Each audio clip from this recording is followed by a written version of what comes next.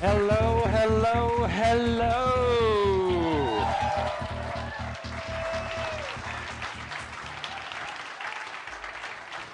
Is everybody here ready for the main event? My name is Tony Bancroft. I'm a director. I worked at Disney for many years. How many people have seen or heard, I should say, the Bancroft Brothers Animation Podcast? My brother Tom and I wanted to do this together. He couldn't be here. I feel sorry for the guy. I really do. It hurts me. It pains me that he's not here. But I got to say, I'm really excited about this. Tom and I became aware of the story of the rat's nest that you're about to enjoy and learn about tonight. And it was really impactful for me. I'm an animator. I worked and studied just like you guys did, raised up in animation, loved it. And I found out about this great story of the gentleman you're about to see here coming out. They forged the way for what we're enjoying right now in the animation community. They are the trailblazers. They are the renegades and the rebels. And that's the story that I love about this. And it's really about where they went and where the future of animation is going. So this is the Rat's Nest reunion. The gentlemen I'm about to introduce have not been in the same room together in 30 years. That's how impactful this is tonight and how historical it is. So I'm going to start. We're going to get right into it. We got a lot to talk about and a lot of special, never-before-seen caricatures, artwork, and photos from this era of the late 70s at the Disney studios. It was a time of transition, a time where the studio was searching and trying to find their voice again and what that voice was. And this young group of Disney Young Turk rebels coming out of CalArts and other schools were the ones that wanted to take things in a new direction and had a lot of opposition to that too. And that's what we're going to hear about tonight. So let's get to it. The first on the panel is John Musker.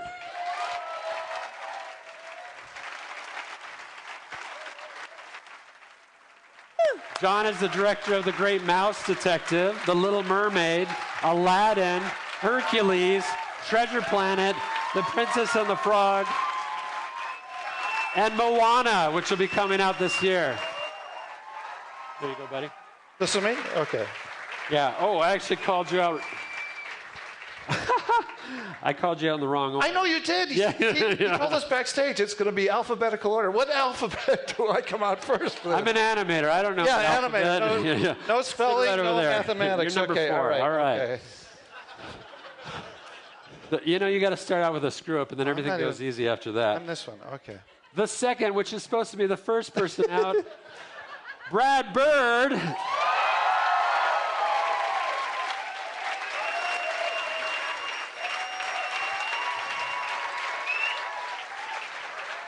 Mr. Bird, hello. Okay. You're over there.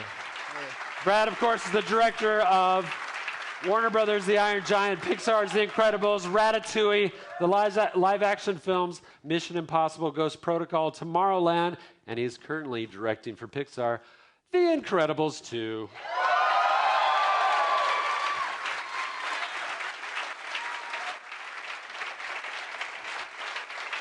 Third out, the gentleman I've had the pleasure of working with once, and I love this guy, Dan Haskett.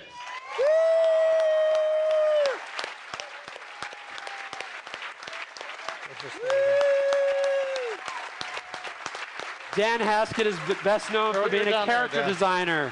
He's done designs for The Little Mermaid, Ferngully. Dan is one of the top character designers, having worked on most of the top cartoon franchises that you guys all grew up and know and love, including Beanie and Cecil, the Animaniacs. Not the Animatics, that's a different thing. The Tiny Toon Adventures, Tasmania, Tom and Jerry, Scooby-Doo, the Looney Tunes characters. He's incredible at that. He's worked with almost every major studio and all the independents too, it seems like. Dan Haskett.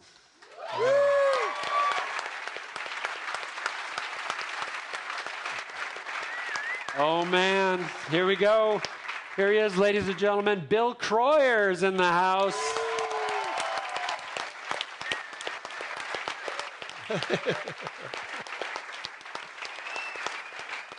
Bill Kroyer, the director of Ferngully, The Last Rainforest, the short Technological Threat.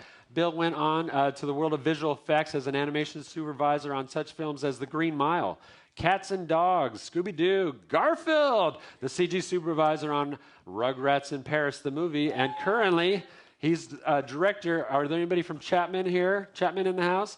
He's the director of the... They're all hard at work on their films right now. Yeah, right. Chapman University's digital arts program, and he's also, this currently happened, I'm so impressed by you, governor of the short film and feature animation branch of the Academy. Yes.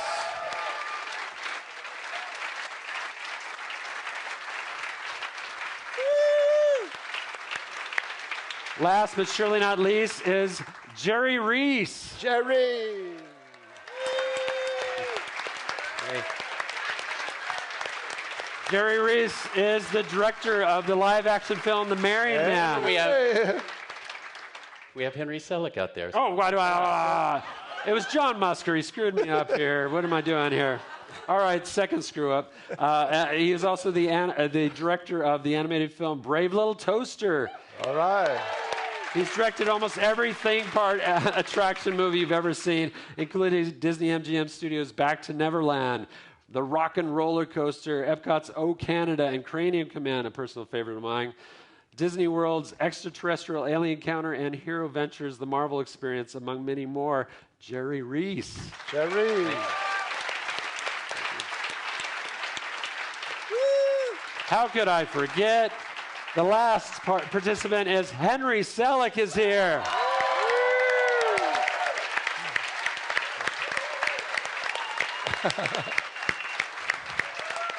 Not too shabby. It goes without saying, but Henry Selick is the director of Nightmare Before Christmas, James and the Giant Peach, Coraline, And Monkey Bone. and the recently announced, I'm just going to say it because I read it in Variety, the recently announced Wendell and Wild with Key and Peele. I'm impressed. That's all. Yeah. This is your rat's nest. Let's have a seat, gentlemen. Thank you.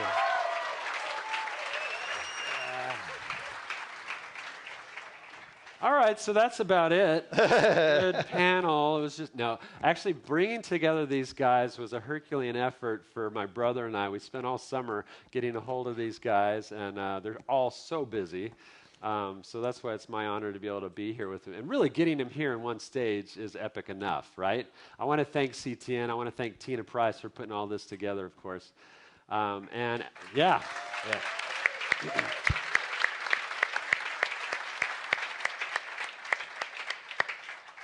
As we get going into this, you're going to hear a lot from these guys, some really great stories.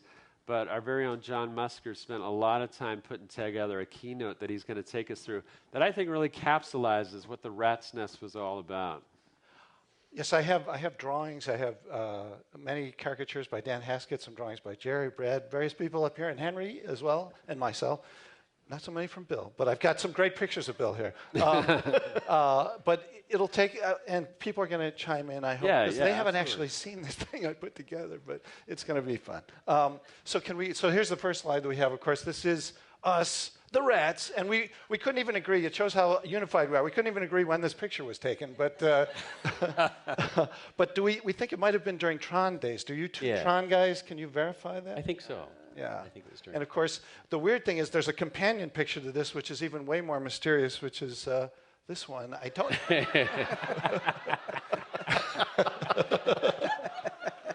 That's earlier. Yeah, I think that was later that same day. Does anyone have any recollection what we were doing? I don't quite.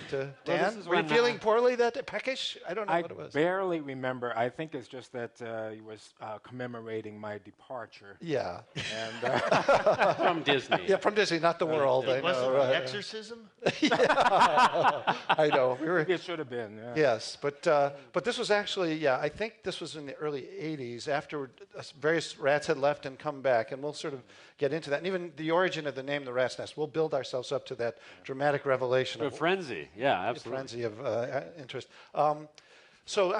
our origins, we came from sort of different directions, but a bunch of us did come from CalArts, and I know people have seen this picture, but I had to trot it out again. Yes, that's Harry Sabin, who is in the picture on the lower left there. He took this picture. He had it on a timer, and he ran back into the picture just as it was taken.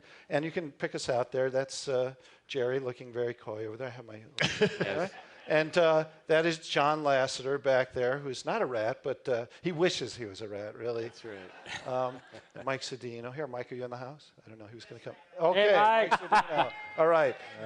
Okay, Mike is here, the youngest guy in that class. This is me in my Steve Allen glasses, although no one under the age of 40 will understand what I'm talking about.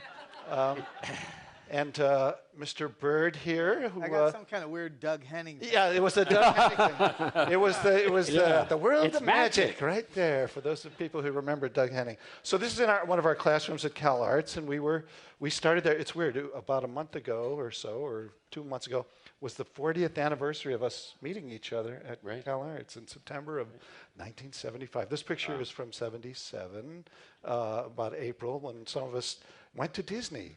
And I did a caricature just a couple of years ago for a benefit auction. I wanted to sort of sum up the CalArts attitude, and who better to do that than Brad, as he was back in the day. I don't know if Brad has even ever seen this, but this is... The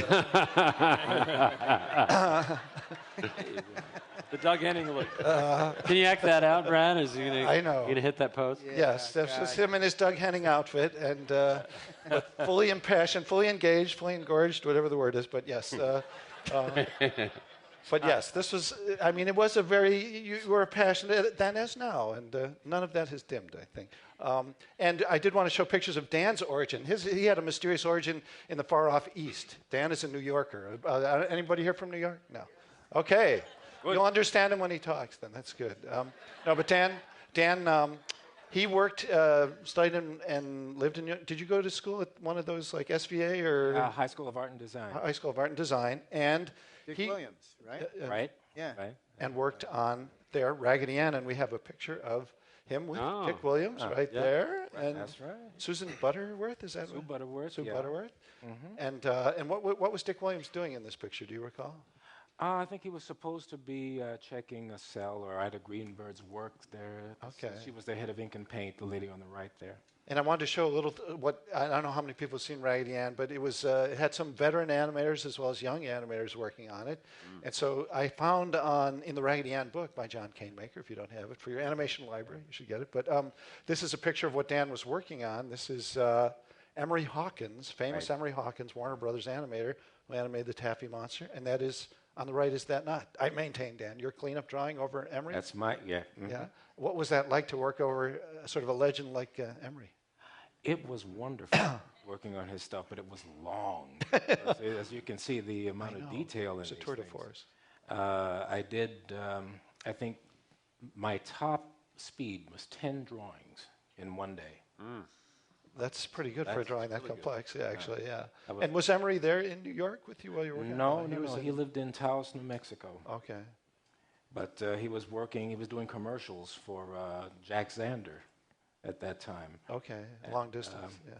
Yeah, but Dick Williams was bringing together all the old animators he could find, and it was juicing them all like... Right, Ken Harris, and Art Babbitt, and yeah, Emery right. Hawkins, and, yeah, a whole crowd. Yeah.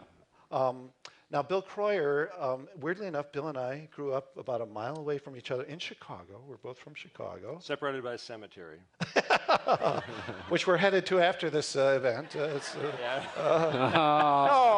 say that. Well, Dan in the first photograph. No, but and so I asked Bill and Bill, and we went to the same school. Even we both went to Northwestern University back in Chicago, and Bill was the editorial cartoonist. And he took over my job on the paper. When I left, and we still never met. Yeah, we still did. We still didn't. So he was the cartoonist on the paper. Then when he left, they said we need a new one, and I became that. Most guys go to the outgoing cartoonist and say, "Got any tips?" I really respect you. John never did that. No, I didn't.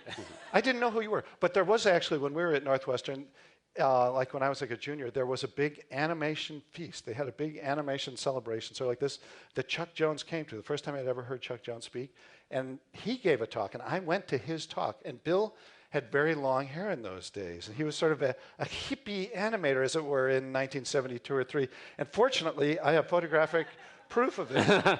And to embarrass him, here it is. Nice. Yeah. Very nice. Hey, Yeah. hey, ladies, come on, back up, back up. Yeah. I am a golden god. All right, all right, all right. It's My good, first two right. album covers. Yeah, I know. Actually, they were. Well, it was right. Bill was in a. I was the hippie animator in Chicago. I didn't know anybody else animated in Chicago, so I didn't have to look Who like says animators aren't sexy? Come on. Come on. And you were emerged from my basement and turned the work in. That's and you were in a band, Truck Driver Nancy, were you not? Right. And was this part of Truck Driver Nancy or no? This the is picture on the picture with the white shirt was Truck Driver Nancy, and the other one is just a picture. Okay. He was truck driver. Yeah. Yeah. he So was run out Nancy. to iTunes right now. Can they find Truck Driver Nancy on iTunes? I don't think so. Oh, okay. All right. Okay. I should post that. Yeah. Okay. So somehow through and Henry. Well, the same thing, Chuck Jones.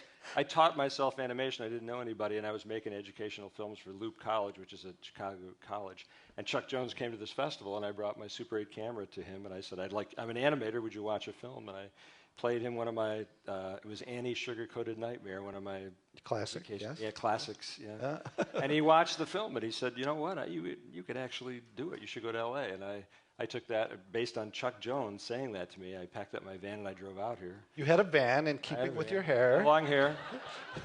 And the great thing is, it took me 3 months to drive here. I camped and everything. And I got here and I went right to his office. And I went in and I said, remember me? You told me to come out. Here I am. And he went, good luck. Yes. And that was my start in L.A. Yeah. And Perhaps this from truck driver Nancy. Yeah. Right. Maybe you'll remember this little ditty. Your mind. Yeah. now, of course, even though I showed the picture of us at CalArts, Henry was at CalArts, but you were in Jules Engel's. You sort of emigrated. But to- I was you were in our in program. classes too. You I was were. in You both sort of straddled programs. both worlds. Jules Engel had a film graphics program, which can you talk about that a little bit, Henry? Yeah, Jules was someone who had been at UPA, who did color for that group. That the guys in the late 40s and 50s, Toot, Whistle, Plunk and Boom, and a lot of cool films. And he was in charge of that program. And then the Disney program was the new program. I applied to both. I got into both, and I just figured I'd take classes in each. There was a few that I didn't continue with. Jack Hanna was the master of the duck. Yeah, we had in the character animation program, we had Yeah. Elmer Plummer, who taught figure drawing. We had Bill Moore, who taught design. Teehee, who taught caricature. And we had Jack Hanna, who taught animation, but he didn't really teach animation. He just kind of said, do a funny little walk. And, That's right. and Yeah, that was his suggestion for every scene. What you really need to do is give him a cocky little walk. a cocky walk. That's what it was. Exactly right. So I didn't stay with that, but the other classes were pretty great. It was also good to hang out with the two cultures completely opposite. I was, kind of teetering in between the two. And the other person I think you had classes with that we somehow didn't avail ourselves of, and we should have, was Sandy McKendrick, who ran the live action school, and he was considered the enemy by Jack Hanna at the time, kind of, which was weird, but. One of the greatest live action directors who had an animation background, Sweet Smell of Success. Yeah. Study that movie. Right. Title line, The Lady Killers, the original Lady Killers, the good Lady Killers, and fantastic director. And we barely took any, we should have taken classes with him, but we didn't. Can we move on to We will move on. Okay. Editors don't know how to, or sorry, directors aren't. Let's not merge into classes we should have taken. Sandy McKendrick wishes he had that haircut. Okay. No. So we did. So we found ourselves in we were at college, but then Brad and I and Henry and Jerry all really sort of started at the same time, relatively speaking, which was May of '77. We were all asked to be college dropouts after 2 years. I know. I had a degree before it, so I was a college dropout and a half, kind of. But you were an official dropout, Yes. as was Brad, and Henry also had a degree before he came to CalArts. So we went into the training program. Actually, I started May 23rd of '77. It was the week that Star Wars came out. Yeah. To give you a little historical context, and Brad remembers starting on the Monday after, so he started a week later, I think. And I don't know, Jerry, if you were kind of working during the summers before that a little bit. Right, yeah. I had been tutoring with Eric before Right. CalArts program started and then continued. So speaking of Eric, we really wanted to talk a little bit about our mentor, the main man. That is Eric Larson. Great Eric Larson. And in this photo, there are actually a number of rats and then some people that wish they were rats. So there's Henry on the right there, and Dan Haskett, and Bill, and Heidi Goodell, Lorna Pomeroy, and Emily Giuliano with Mert Cantfield in the back. And who'd like to talk about Eric, the great Eric Larson? Anybody? Eric was an amazing guy. He was very patient. One of the 9 old men, as you said. Really a great teacher. I think that I had worked with Milt Kahl at that point, who was a brilliant animator, but he sputtered a lot as a teacher. He'd be like, God damn it, shouldn't even explore the possibilities. And then they'd do some amazing drawing. And the drawing would be like 2 days worth of knowledge in one, but Eric was very patient and showed stuff and would do drawings over your drawings and show you where. And so between those guys, I mean, they were, I think that he was really suited for that job. And I think he was a great mentor. Yeah, I wouldn't have a career without him. The sort of things I was doing, he said, well, those are New Yorker cartoon style humor, but we don't do that here. We do personality. And he taught me how to do it. And he was wonderful. I really think standing over his shoulder and watching him do a suggestion over your drawing was one of the greatest privileges ever that you could have. I mean, it was you almost in these little sketches you would see the entire history of animation and just the knowledge of what he would do. He'd draw a little dog tail and the way he would jump, and I'm happy to say I was fully conscious when that was happening of how blessed I was to be a person standing over Eric Larson and watching him do a drawing. Eric, it was fun because Eric wasn't the best draftsman at the studio, but he would do almost diagrams over your drawing, simplified geometric things sometimes, and show you arcs and just explain how you could communicate an idea, clarity, silhouette, all those basic things, and very gentle, very avuncular, very encouraging, and he made you want to, deliver basically, but he did it in the gentlest way possible. Right. Do you want to? And he always encouraged us to find things from our own life experience that we would bring into our animation. Yeah. So he would say, I'm so glad that you enjoy our work and that you get scenes that we did and you flip through them and study them, but you have to observe life around you and your friends around you and personalities that you know and bring them into your work. So he was always pushing originality and observation of life. He had that old black movie oil. They had those movie oils that built. Right. Ancient machines, and you could get your test back, and he'd reel on it film, up, and he'd have 2 pedals, a forward and a back pedal. Remember that? Yep. And he'd put that on, and he'd run it, and then he'd go back, and he'd run it, and literally for a full minute and a half, without saying a word, he would just look at your film, then he would just stop it, and he'd go, add 1 frame here. Right. And then he'd do it, and he'd say, and then take one out here, and you'd rewrite your sheets and send it back to Cameron. And we'd come back, and you go, how could that possibly be that good with just 1 frame?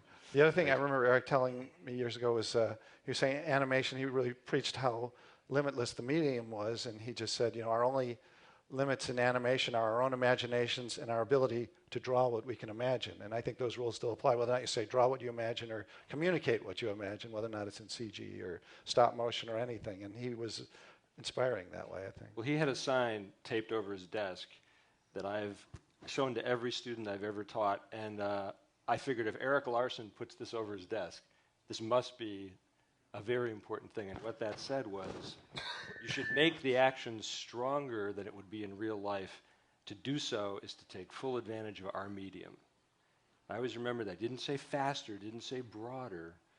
He just said to make the action stronger. And I thought... Yeah, and what he would do is he would put a drawing over, push it, and then he'd put another drawing over. He'd say, keep pushing it, and then he says, until it's too much, then take that drawing away, and the drawing underneath it is the drawing you use. And I thought that was great, because pushing it in a sensitive scene could be not pushing it that much, and pushing it in an action scene could be pushing it a lot. But the idea that you take it to the ultimate statement for that moment and then hit it right there, and you step over the line and then you go 1 back. You actually get to the fruition of each idea. We were all working on little personal tests with Eric, so that when we first started, that's what you did. You did a little just sort of animation of your own choice. I remember Dan doing a girl stomping out a match. That was I have a little story about Eric, too. Go ahead. Way, but I'm so glad you brought that up. because it's just a demonstration of how he thought about what he was doing. And I was working on this test of a little baby boy character who had just dropped his ice cream cone and he started to cry. And as Eric was going over the scene with me and talking about it, he started to go reach out and pat this little boy on the head. Because he was into it that much that he was no longer thinking about drawings, lines, masses, forms, any of that stuff. Just this baby boy. Yeah. It was totally real for Eric, and its sincerity was something he preached along with all the other guys. I mean, just, that those characters are real. And when he talked about the characters he animated Peg and Lady and the Tramp. Here's this conservative Mormon dude doing this Peggy Lee character. It was really funny casting, but she would move her little hips like that. And, it was great. And I don't want to be kinky, but she was kind of sexy. Yeah. That was Eric, yeah. And I remember praising him because he did stuff on Cinderella that I thought was great. And he deferred to the live action actress. He said, "Oh, Helene Stanley, she did all that stuff." I was just, And I said, and then he said, "And the prince I did. Oh, I hate that prince. He was so stiff. I don't want to ever see that again." But he did wonderful stuff on Peter and the Wolf, and birds were sort of his specialty. He did the little Sasha, the little in Peter and the Wolf, and Figaro. Great animation on Figaro, classic stuff. And Eric was just the best teacher. I have a little caricature that I'm pushing the wrong thing. I just blinded someone in the audience. So yes, this was Eric Larson. I did a caricature of him, and then one of him started teaching me. Henry always said, because Eric animated on Mr. Toad, and he always said, "He is Mr. Toad." Sort of. So we were trainees with Eric. So this is a drawing I did actually when Dan Haskett left the studio. That was this is the way our room was laid out. Literally, we were in a room right next door to Eric Larson in the second floor, 2A wing of the animation building in Burbank here. And so that's Dan Haskett on the left, just laughing because he would sit there and chuckle, and no matter what was going on. And there's Bill. I can't tell everything.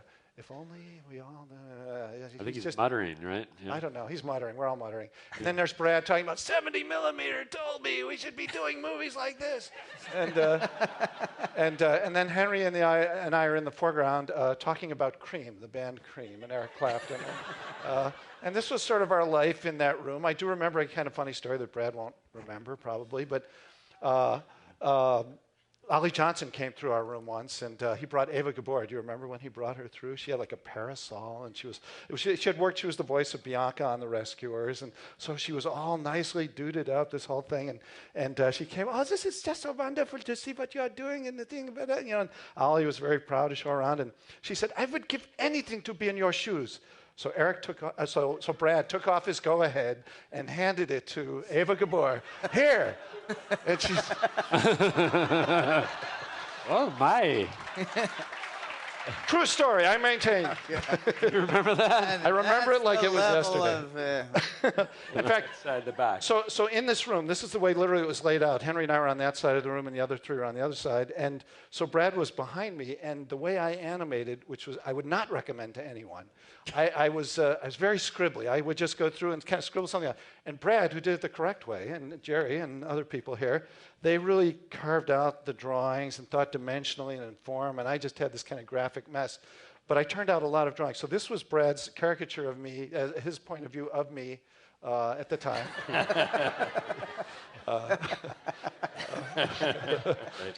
And that's about the way my drawings look, too. He kind of traced them, I think, actually. Yeah. So we were all brought up. They were trying to develop new animators. We were part of this training program. They were really trying to see, because for years Disney had not opened the doors, and so everybody there was. And it's funny because Ron Clements, my writing partner, was mentioned the other day when he started at the studio, and he started a few years before I did, although we were the same age. He was saying Frank Thomas was in his early 60s, and Ron was in his early 20s, and now Ron is in his early 60s. So it's a little scary. What happened? But Henry or somebody reassured me, no, I think it was Bill, that being 62, that's the new 42, right? So they say. Oh, yeah. But only people 62 say that. So yes. Right. But so we were encouraged as this new generation. So one of our mentors was Walt Stanchfield, a veteran. Oh, yeah. The people that know Walt Stanchfield. So this is a caricature that Dan Haskett did of Walt, and unfortunately it says the future is in your hands. I'm sorry it was cropped accidentally, but you can see caricatures that in the front row. That's Jerry on the far left, and that right there, and Lissa Meyerson, and Sue Kroyer actually is right there, and Dan Haskett himself is in the lower right there, and Henry, you see Henry with the beard over there, and Brad is, where is Brad? I know he's in here. Next to He's Dan. next Oh yeah, to me, yeah. I'm pointing him the audience. I'm sorry, but yes, over on the end is Bill Kroyer's there. I'm the kind of wall-eyed guy next to Bill, and that's Glenn Keane next to me with the kind of beard and the kind of monk-like look. That's actually that's Glenn Keane. And then the back is Don Bluth, John Pomeroy, and Gary Goldman. More to talk about them a little later. So we were there in the 75 to 80, and at that time at the studio, I would say it was kind of a country club, laid-back atmosphere. The films. Well, I think Go ahead. you need to mention that at that moment in time, nobody was being trained in full animation. And all the animation that was being done was Saturday morning kind of stuff. All the great masters were kind of leaving the industry. And because they had kind of filled all the jobs that the industry had, at a certain point it didn't grow anymore. Very few people that were younger had gone in to replace them. So when they left, there was this huge gap of people that didn't know anything about full animation. The old guys knew it, and most of the young guys were doing Saturday mornings. So there was Disney, and then there were flukes like Nelvana and Richard Williams. But those were like, who knew if they were going to last or not. And so Disney was kind of the only game in town. They for were. full It was a animation. monopoly, really. It was Right. totally a monopoly at that point.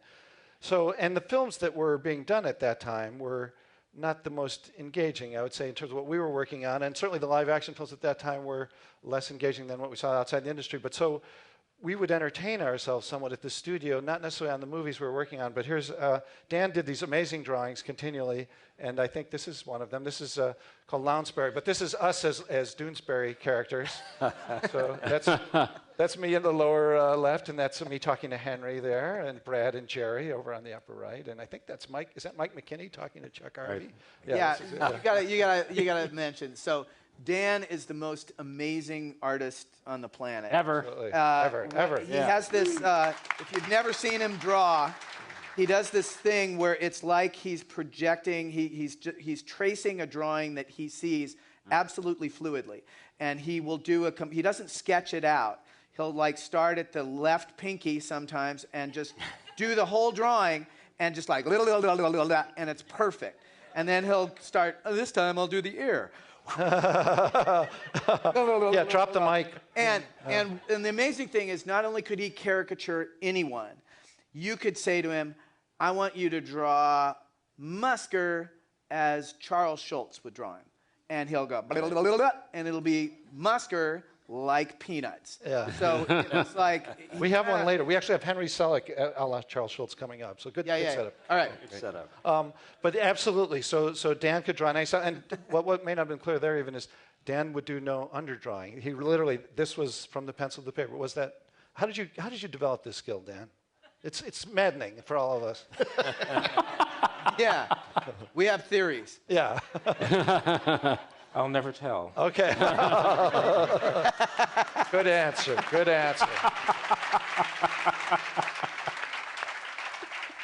I like too that you didn't mention this, but I like how it's labeled Lounsbury instead of Yes, Dewsbury. I know. Even a witty title as well. So this was the 70s. So, and I see Ron Miller's daughter here, so I got to watch what I say. But no, Ron. So this is a caricature of our bosses at the time that I did. That is, this is Ron. This is Card Walker. They were very tall fellows. And Card Walker often wore white shoes, or Blanco Zapatos, as we heard at CalArts, who was the... But I have to tell you, because Ron Clements has told me this story, so I didn't hear it firsthand, but I think it's true. To give you an idea of Card Walker's... I mean, Card Walker's a good guy. He started in the camera department. Ron Miller was a good guy, came up through the ranks and was an assistant director and all that sort of thing. But Card Walker... But I think certainly Card Walker was worried about how do I maintain this in the absence of Walt Disney. Walt Disney, this visionary genius who none of them would claim to be necessarily, nor would any of us, I think, but Card Walker somehow, what are we going to do? And so Ron was at a stockholders meeting during this time, which summarized kind of his attempt to hold things in place. And he said, ladies and gentlemen, and I think this was in Anaheim to thousands of stockholders, I want to tell you this, and I make you this promise, this solemn promise. We may bore you, but we will never shock you. Nice. That kind of capsulized. So that was the kind of atmosphere that we were operating in a little bit, that it was... He held true to that. Yeah, and to give you a sense of sort of studio life at the time, because really it was very laissez-faire. We were working on the Fox and Hound. No one had any idea when the movie would come out. Nowadays, there's schedules and budgets and this and that. It's like, no, when it's done, we'll show it to people. But so... John, yes. let me just throw some Ron Miller. Ron Miller, the guy on the left, he was a football star who married Walt Disney's daughter, and he wasn't a bad guy. He didn't know anything about movies. I tell you the truth, Walt Disney's daughter, Diane Disney, who passed away not that long ago, she should have been running the studio. I think she was brilliant. I think she had everything Walt had, but it just wasn't conceivable in that time. I know, yeah. Well, and did people here meet Diane? I met her very briefly a couple of times, and I was kind of amazed. Did you meet Diane? Yeah. Do you have anything? Amazing lady. Yeah. And the whole Disney Museum up there is really her sort of brainchild. If anybody here has not been to the Disney Museum. Yeah. A lot of them are here Go too see it. that work on the Disney Museum. It was a labor of love for her, and it's the best museum of its kind, I think, in terms of communicating. You know, John, you were talking about the attitude at the time, and when we started the Fox and the Hound, I remember going to a meeting with Ted Berman, who was introducing us all to starting the movie. Yeah. And he said, well, you know, we've got enough films in the library. We could just keep releasing them and not do another one, but Ron wants us to make another one, so here we go. So that was walked out of the room. We were watching things like Close Encounters and Star Wars and going, oh my God. I remember walking out onto Hollywood Boulevard and going, God, I'd love to be making movies. And I was going, wait, I am. Doesn't feel like it. But, you know, when you have a prep meeting like, here we go on the film, and that was it. I mean, we'd walk out into the hallways and just, oh my God, where are we going? I remember I went to see Empire Strikes Back with Sue Kroyer and Tim Burton, and we were in the car together, and we were saying after we saw the movie, why are we not doing movies like this? Or Black Stallion, I mean, that was sort of the rallying cry. Right. Why is Disney not doing movies like this at the time? And it was in terms of subject matter and cinema and just pushing. Yes. Well, I remember sitting at Ed Hanson's office when I first started, and he showed me a layout. I think it might have been from Rescuers, and it was like clothes on a line. And I looked at it, and I innocently said, "Well, this looks just like the scene in Lady and the Tramp." And he got really I said, "You could do anything different?" And he goes, "We do what we do best." Mm-hmm. Yeah, Ed was he was a manager of the animation department, and I would say there had been a general decline at Disney in the 70s in terms of the great filmmaking they had in the 40s, in terms of camera and color and pacing, and they were at the front edge. You know, Orson Welles, I think, was influenced by Snow White when he did Citizen Kane, but by the 70s, the animator became king in a way that perhaps they should not have been, and layouts were kind of discarded, or animators drew them, and it. Yeah, and I it's hard to kind of pack this all together in a way that makes sense, but there was a problem. See, all the top guys, the guys that we loved, that we wanted to emulate, were leaving right around the time the last guys were leaving, and the guys that were moving into their positions were guys who had been there for a long time but were not good enough to rise to the top when those guys were there.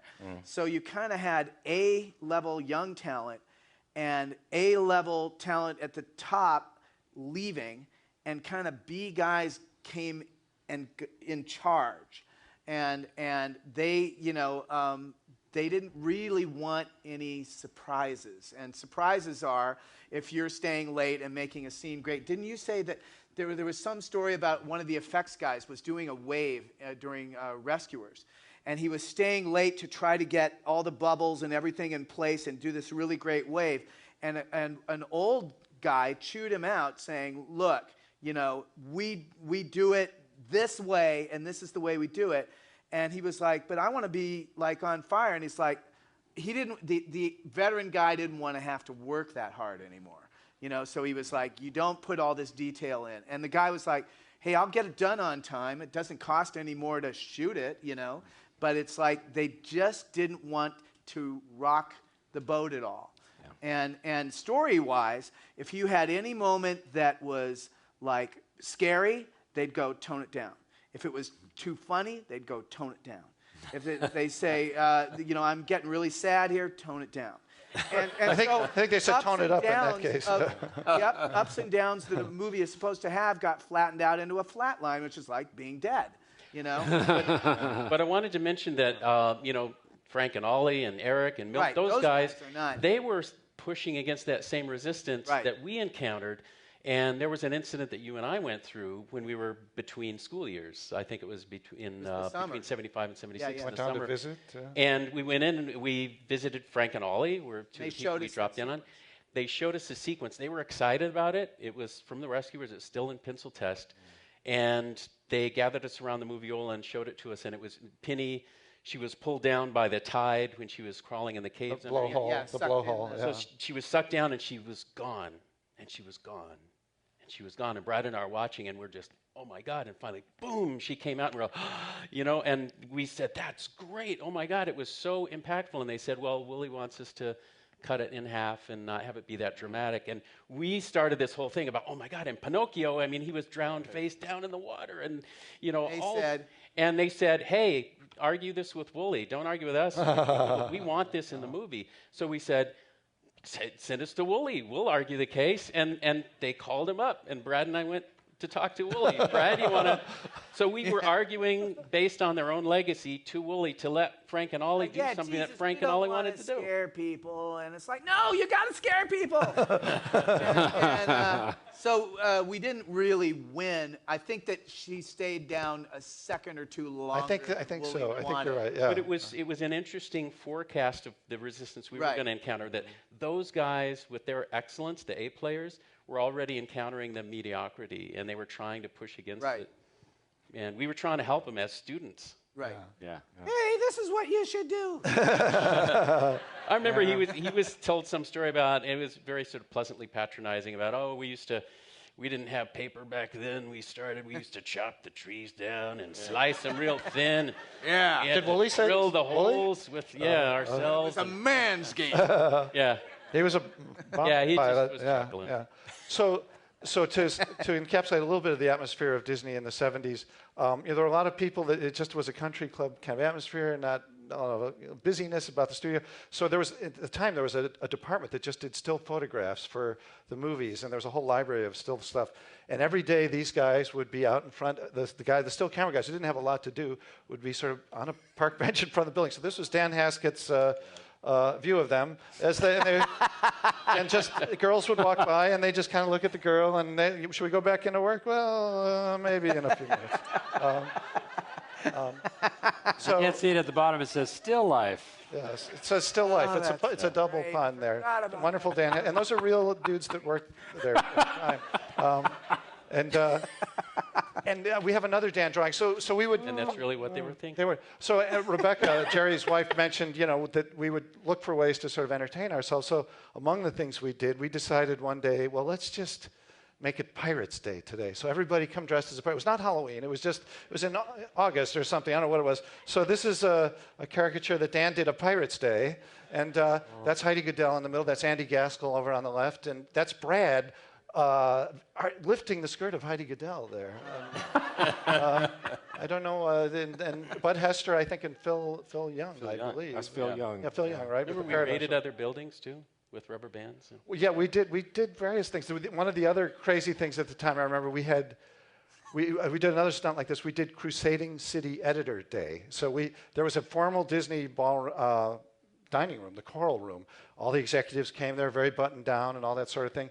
We reserved a bunch of tables in the middle, and all of us animators, Mike Gabriel and Jerry and Sue, and we came in as if we were in a Howard Hawks movie, like the front page or something. We all had loosened ties and white shirts and with cigarettes. None of us smoked. But okay, now we got to get that edition out. Come on, what are you doing? Who you got? Who's got that story? What are you doing? And everybody in the dining room just sat there. Who are these idiots here? And then Tim Burton came in because that was while Tim was there, and he kind of staggered up to our table, and his persona that day was the washed-up alcoholic writer who had been fired by the paper.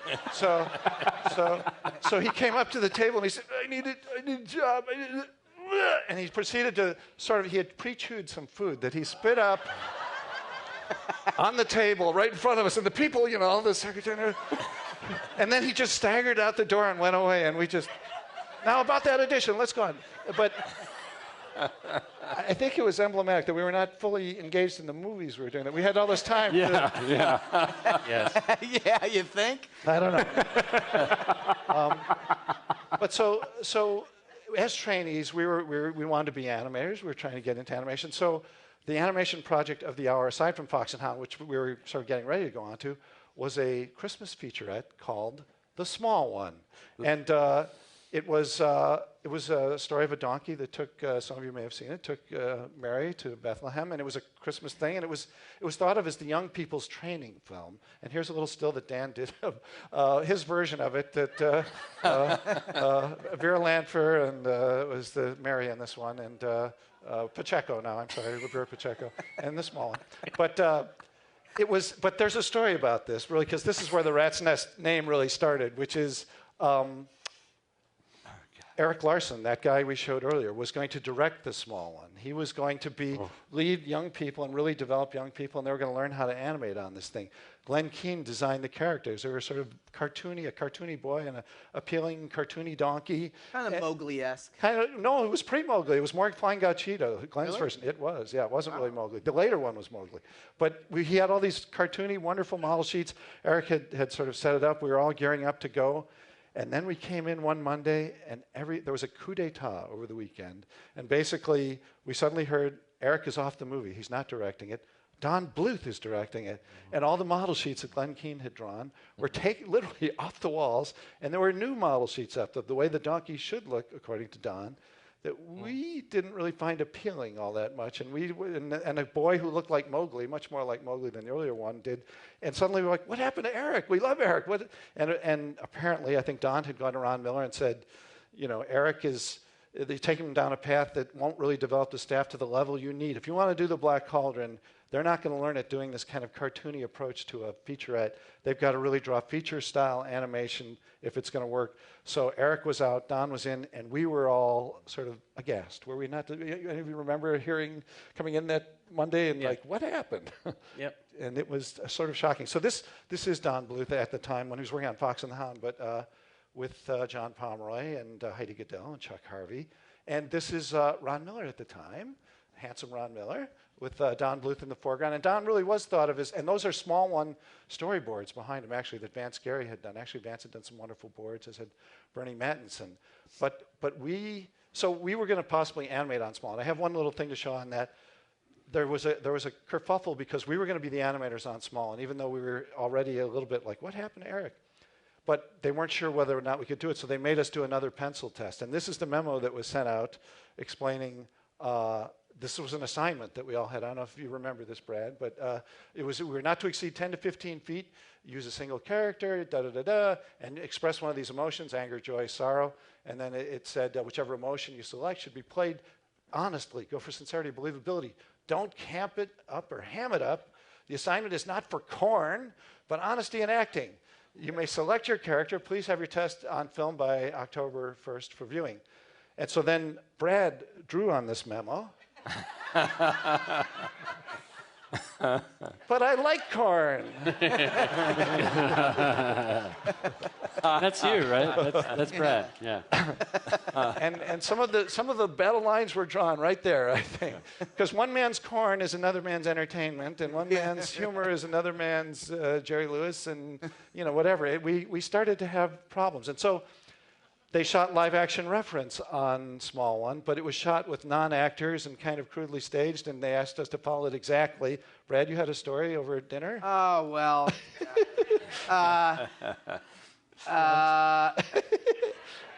It's probably best to think of it in political terms. There was a turf war going on about what the direction of the studio should be.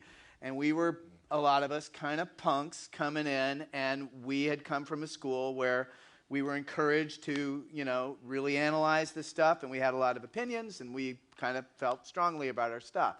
So it started to be when, I don't know, I started to be perceived as kind of a loudmouth, which I don't know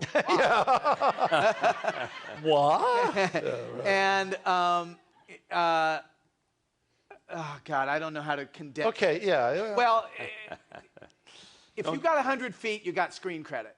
If you didn't get 100 feet, you didn't get screen credit. And so I think I started to be targeted for punishment by doing basically like Cool Hand Luke in animation, where you can't win things where you can't win. And one of the things was, you're going to do this rotoscope scene.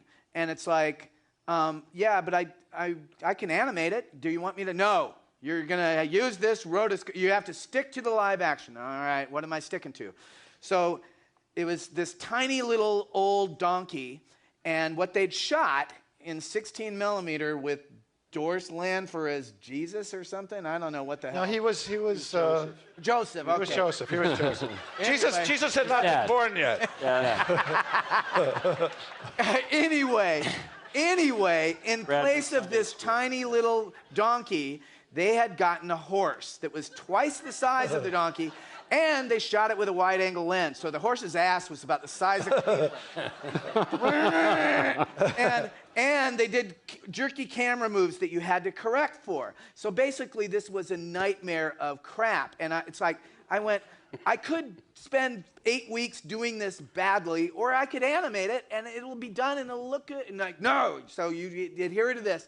So I had to somehow get the movement from the tiny little donkey from the giant horse's ass. And there was absolutely no way to make it look good. And it was going to take a long time. So that's the kind of political stuff that was done in those days. There were some divided lines. So, in fact, Dan Haskett celebrated this in a drawing. In the mode of Astro Boy, he did this drawing. Roto Boy.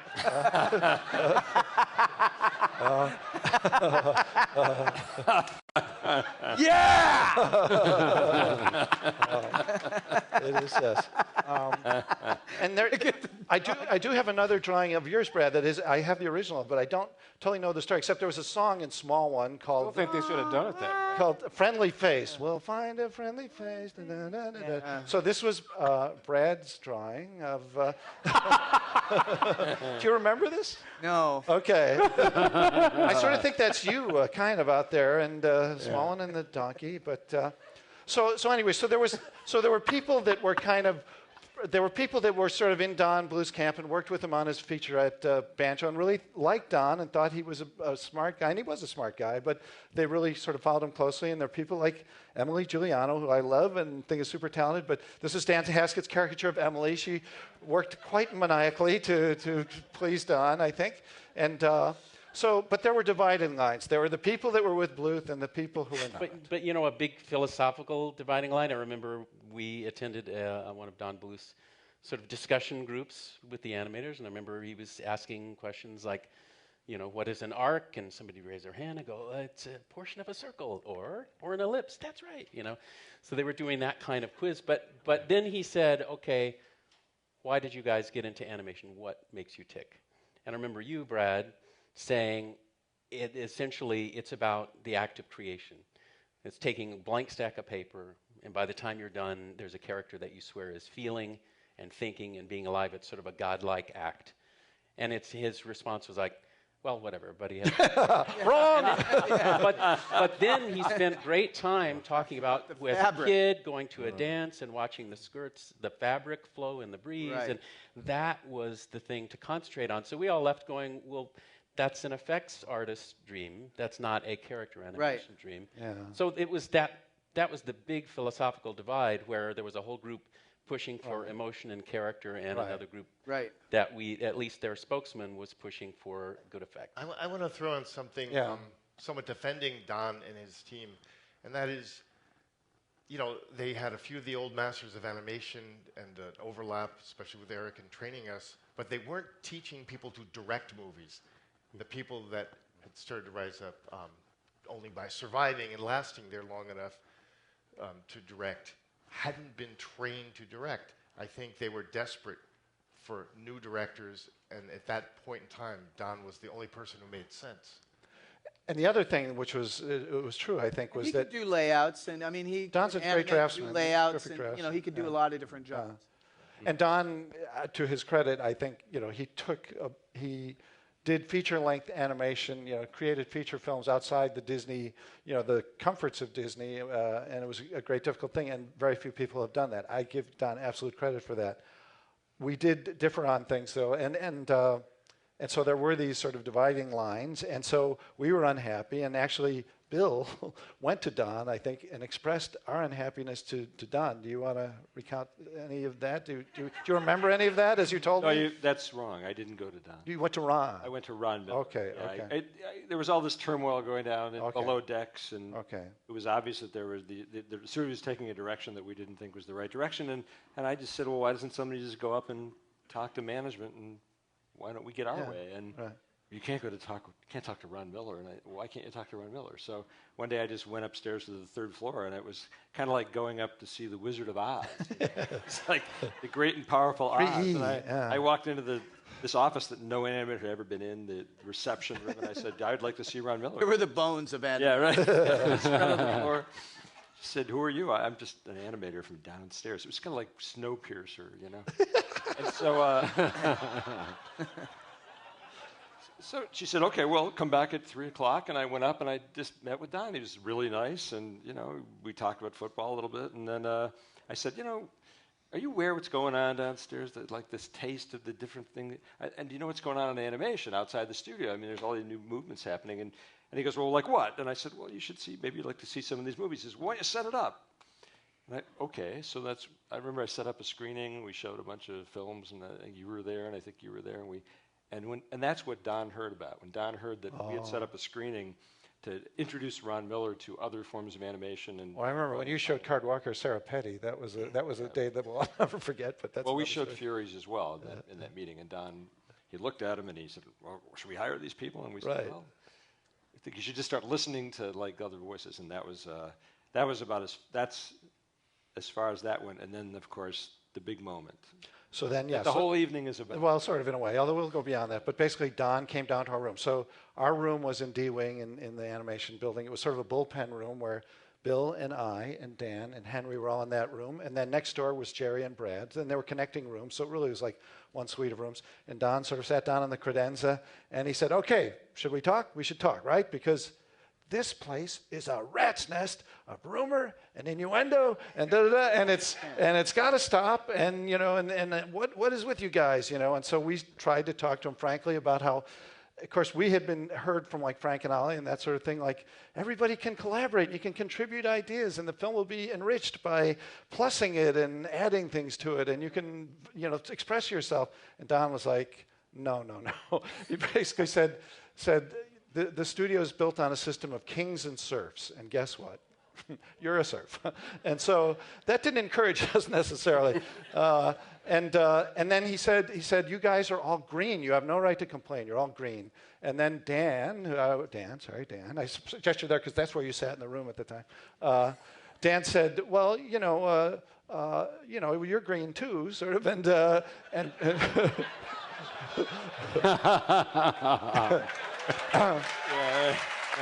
Yeah. And Don got very angry, and he said, I've been here for years, and I paid my dues, and I've done all this stuff, and then Dan said, well, but you're a novice director. You haven't really directed before. And he's like, you're not even working on Small anymore. Just butt out. So Dan's like, ooh. So basically, out of that kind of impasse, we sort of said, we understood. He heard us. We heard him. it didn't necessarily get better, but at least we had aired that a little bit. But so it went on. Go ahead. But Brad. also, there were the stairs, and Henry was on the second floor. And Henry came bounding down the stairs and somehow landed, like, boom, boom, right in front of Don. And Don was kind of like this, and then Henry just went, rat's nest, eh?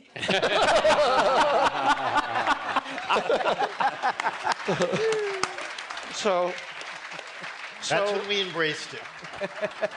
So we heard that. We didn't think that much of it, but then Andy Gaskell, the great Andy Gaskell, great draftsman, storyboard artist, visual development guy, art director. This is a caricature of Andy by the wonderful Dan Haskett. There's Andy. Andy came in one day then, and we hadn't suggested it all, but he painted up this wonderful sign that we put on our door, and here it is, the rat's nest. So we took it as a badge of honor. So Andy did this great airbrush thing. I don't know what the explosion was. It just made it cool. It's like an action film. So that's So that's who we were. We were the rat's nest, and we took it as a badge of honor. So here we are in another picture. This was a little bit later. But Dan was not in this picture. I think this might have actually been after Dan left. Maybe Dan was taking the picture. Dan might have been taking the picture. And we played basketball at break. It was Brad could actually play. You should see Brad on the court. And Bill and Jerry. But I would say Henry and I was the worst. And Henry it wasn't your game, right? You were a wrestler in high school. My lip open. Did he really? Gave you an elbow? Aggressive, but it was pretty aggressive. But Our slogan is above the door. I speak calligraphy by Gail. yes, that thing above the door is a quote by Edmund Burke, and my wife, Gail, who's in the audience here, lovely, beautiful Gail Warren, calligraphed that. And it shows a bit of our sense of passion, but the quote is, the only thing necessary for the triumph of evil is for good men to do nothing. So that was our slogan. I don't think we were really fighting evil. I think that was a bit of an overstatement. Experience. But then so as the dividing lines were drawn, Dan continued to just sort of chuckle and turn out these funny drawings of that's Don Bluth as a scarecrow and Vera Lanford. That's I think Gary Goldman is the dog and John Pomeroy's the Gary Goldman's the cowardly lion. That's Dave Spafford is the dog, I think, and you know Dave and Dudley Do-Right. You know, and they were just jokes. I don't know. And so this Henry had this drawing. I don't remember this drawing, but this is your drawing, Dan, of us setting Smallman on fire as rats. We are now fully rats. And so Dan eventually sort of tired of this, even though he got to work with Frank Thomas. And Dan's the one going, oh, God. Yeah, Dan is like, what is with you guys? Get over it, yeah. So Dan eventually, partly because he, I think, wasn't finding quite a creative outlet there, he left, and I gave him a little going away present. I did a little This Is Your Life, Dan, and this is one of the drawings I did at the time where Don, John, and Gary, you're not making this happen. And they were all sort of thinking he wasn't making it happen. And to give you a sense of the sort of the strained atmosphere at the time, this was the Small One crew toward the end of production. One big happy family, right? Here we are. But so there's myself and Brad and Jerry in the middle. Doesn't Brad look like I'm going to go make The Incredibles? You know? and again to their credit, Don and John were working around the clock not only on this thing but on their own featurette, trying to get their studio off the ground. So they were really fried. But it was this very, very strained atmosphere. And then, in fact, in 1979, September 13th, Don Bluth's birthday, they left. And this is Dan's caricature of them leaving as they went out the door. Don and John and Gary and Diane Landau, Jeff Vera, Dave Spafford, Linda Miller, and Skip Jones. And they left. And it was a big blow to the studio. And Ron Miller was very concerned that how are we going to get Fox and Hound done? I did this caricature of Ron Miller brooding about Don Bluth back in the day.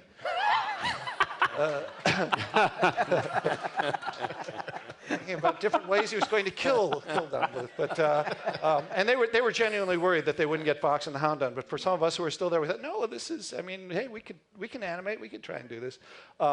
So then we moved into the world of Fox and Hound, which is directed by Wooly Reitherman. Here's a caricature of Wooly, great animator, craggy bomber pilot from World War II. Was he the director or was he the producer?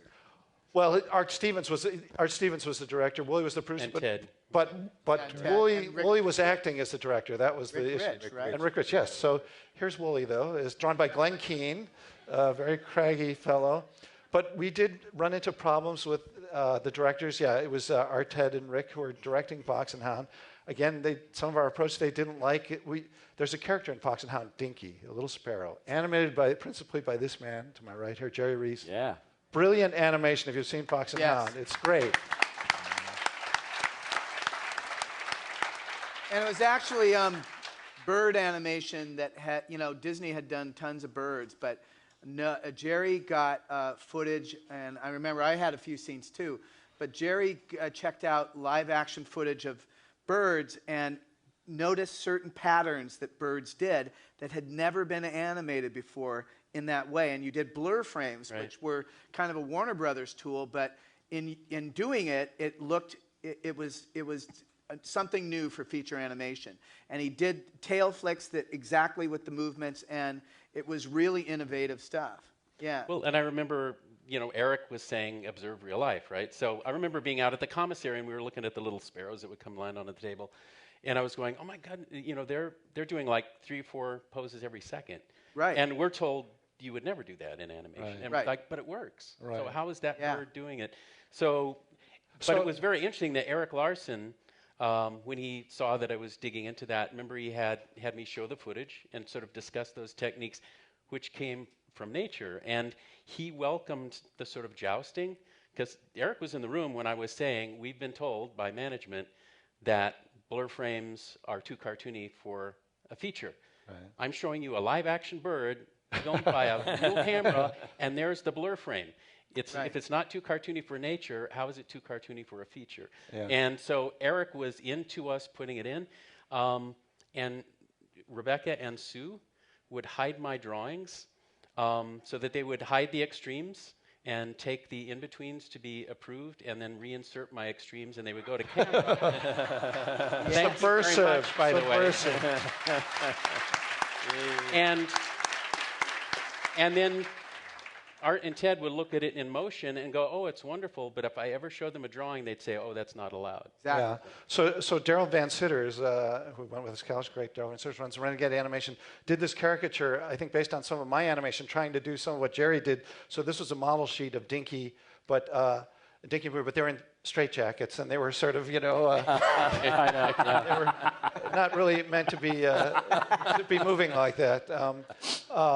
And in the meantime, again, we did bad, gaggy things. I think actually I found the source of this. Bruce Morris, there at the time, had an idea. Everybody should do a drawing of the widow.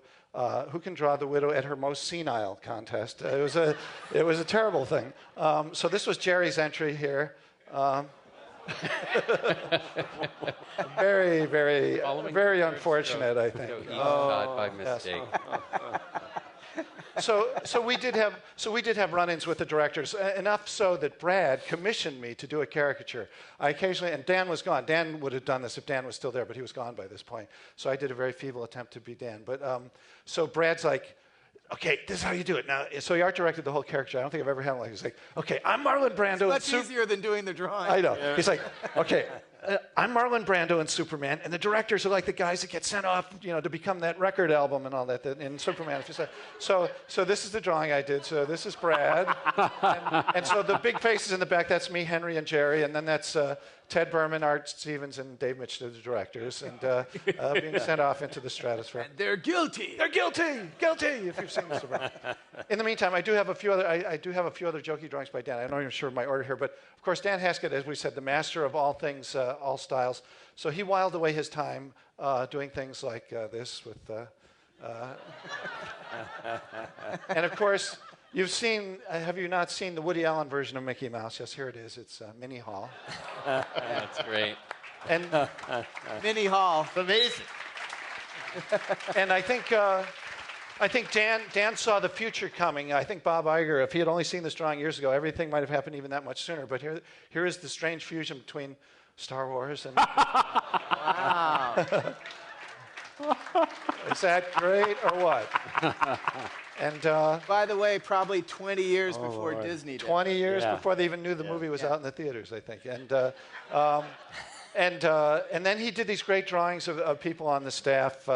Here's Leroy Cross, the person that you were talking about who was in charge of that cleanup. Betsy Betos, Cliff Nordberg, the wonderful animal in the background, and Sue Kroyer, the voluptuous Sue Kroyer, and Alyssa Meyerson there. And Dan got to work with the great Frank Thomas. So he did this Frank model sheet that I just thought people would love to see. It's Frank. Is this great or what? And of course he did, hey. Great. Yeah. Fabulous. And Dan also did caricatures of us. This is Jerry Reese, Reese Skywalker. That's Dave Block, Linda Miller, and Chewbacca in this case. Let's see what we have here. And he did caricatures of me. This was me, a small one, tall one on the left there. And then I was taking dance classes, I think, and he thought that was the height of hilarity. So he did me in my Vodio Do pose there back in my shorter-haired days. And he did the ultimate caricature of Henry Selick, which Henry has to this day. And I think it sums up Henry and his angst. And the beard is back. The beard was gone for years, and now it's back. What's the story? Just cycles. What can we say? Okay, all right. I got it. So here's Henry back in the day, actually. He looks the same. Some of us have wizened horribly, and Henry looks exactly the same. And Brad and Jerry, so that was that little room to the left. And that's Ollie's desk. Then I was way. the first person in Ollie's desk after Ollie's retired. Nice. He retired on Friday, and on Monday, Jerry and I moved in, and I had Ollie's desk. And did you save the pencil shavings too? I did. I don't know where they are, but I have them somewhere. I have them somewhere. Okay. Yeah, that was in the adjacent room where Brad and Jerry Yeah, was. there were shavings left over in the pencil sharpener, so I put them in a bottle and saved them. So among the things we would do, we actually would go to Life Drawing, Burbank Adult Education class on Monday night. And so Henry and I would go, and various people, Tim Burton, Dale Van Sitters, and we were trying to keep up our drawing and whatnot. And we had this wonderful instructor. And Henry, this is one of Henry's drawings at the time of this instructor. His name was Harvey Rubin. This is Harvey Rubin, the great Harvey Rubin. He was. Can you describe Harvey a little bit? Well, he had a special method of getting us to understand the figures. He would tell us to touch the figures with our pencil, and then he would demonstrate you're touching the figure. Oh, yeah. touching the figure. Touching. Absolutely. He was really good, actually. And so Henry would do drawings in these classes, not only the classes of Harvey, but and we called him Juicy Harvey, actually, because there used to be an orange juice stand across from NBC, Juicy Harvey. So he became Juicy Harvey because it fit with the whole touching thing. But I don't know what it was. But so he did drawings of us in that class and in some of the other classes at Disney. So these are some of Henry's studies of us. That's Bill Kroyer on the left there. And Jerry Reese, kind of thoughtful Jerry Reese there. And here's one of me, and I think that's me on the left there, Muskie, in my early face. And Tim Burton on the right. Who would guess that years later, Henry and Tim would be collaborating? This was long before Nightmare Before Christmas. What did you think of Tim back in these days, Henry? I actually thought he was the straightest dude in town. Yeah. He wore those bowling shirts. Yeah. He was a swimmer in high school. Yeah, he was on the water polo team. Yeah, he was very. And there's another drawing of Henry's that I didn't include, where underneath Tim Burton's picture you wrote Disney guy Tim Burton. So that sort of summed up what you will. So in the meantime, then, and I think I got these drawings a little out of order. Let's see. This is Dan Haskett finally decided he had enough, and he left. So this was his goodbye drawing to us. Adios, Dan Haskett. And he had Don, John, and Gary as Pete's Dragon, which they were doing at the time. And we gave Dan sort of a send-off. We all assembled on the steps of the animation building. There's Brad in his white pants there, and Dan in the middle with his ever-present briefcase, John Lasseter in the white shirt, Bill Kroyer looking very natty, and I think I'm back in the background somewhere, and I think Henry wasn't there on this schedule. But we did, and Dan did a great send-off. Here's Dan as he walks by the animation building. He waved goodbye to his office. Jerry, I think, was taking these pictures, or had someone taking these pictures. I got these pictures from Rebecca, Jerry. maybe. Did Yeah, Rebecca Rebecca take these took pictures? those. Did you take them? Great pictures. And here's Dan. Goodbye. As he walked off into the sunset. And where did you go with that? Did you go to New York, or what did you do? Back to New York, yeah. Because you were fed up with LA. Now, Dan did not drive, correct? As a New Yorker? Right. And can you describe some of those experiences of trying to drive? I don't dare. I just remember, it wasn't like the first week you got a car, you smashed it up? No, I didn't smash it up. Oh, okay. Every all right. fender. I was too scared. Yeah. Yeah, you were a New Yorker. You took the subway ever. Exactly. Driving was a Exactly. foreign language to you. Yeah. So to give you a little sense of the Rat's Nest, the Rat's Nest continued to be this kind of gathering spot for people to come. We would have birthday parties and things like that. Here was a going away party for Doug Leffler, who's in the foreground there. Bruce Morris, my lovely wife Gail with the curly hair. Rick Heinrichs over on the left. You name it, Dale Oliver, Jim Mitchell, who I saw earlier. I don't know if you're here, Jim, but you're in that picture there. Mark Dindal. I'm in the background with my in my Peter Fonda period. Is that Dale Oliver? I will go back. That is Dale Oliver. And Henry worked with Dale. Dale was a veteran cleanup artist and did some great stuff. Yeah, you and Brad purposely did bad in between tests so you wouldn't have to work on Pete's Dragon. No one tipped me off. Yeah, they were really in trouble on Pete's Dragon. They need more people to do cleanup. Yeah, so we all did it. I saluted. Yeah, we all did tests, and Brad and I failed our tests. Our drawings were too rough. Any of the leadership. I joined you on And Henry and Jerry drew very well, and they passed, and they moved into doing cleanup. And so he got to work with Dale Oliver, who was really a terrific, brilliant cleanup artist. But this is a good time to settle that rumor, because the rumor was always that you and Brad kind of dogged those in between so you wouldn't have to work on Yeah. it. Did you or did you not? No, I did my best, and it was terrible. But I don't know about you, Brad. Okay. You were probably smarter than I was. I tried, and I failed. I didn't do my best. Okay. Oh, okay. Not for that. Who, you know? I know. The truth be told, okay. See, here's another picture in, if not the rest, somewhere near. That's Mike Cedino in the foreground, Mike. There you are. And John Lasseter next to him when 80 pounds ago and whatnot. And Bill Kroyer. I work for John. Don't tell him I said that. It's just between you and me and the entire internet. It's okay. Isn't he your boss right now? Yes. I thought so. Dave Mitchell, Jerry Reese lurking in the background. I see Jerry, Dave Block, and I see Billy, and I see Bobby, and Gail, and her curly, when she had curly hair before she had children. So then Bill, of course, Bill took off too. Bill left Disney, and so this is from Bill's going away party. One by one, they peeled off. That's me next to Bill, and Bill is cutting the cake. In fact, I have another picture. Daryl Van Sitter's behind him in the rat's nest. The sign is still up over the door. The only thing necessary for Bill to leave is for Animal Olympics to get Truck driver going. Mary was having a reunion. Yeah, Nancy, okay. In fact, here's Bill cutting the cake. That's my caricature of Bill. It says, "You devil, you." Yeah, it's sort of. We ate that part. Yes, we ate that part. So Bill left. But again, things that were going on at the studio at the time. There was an epic volleyball match between animators and Ron Miller. There's Ron.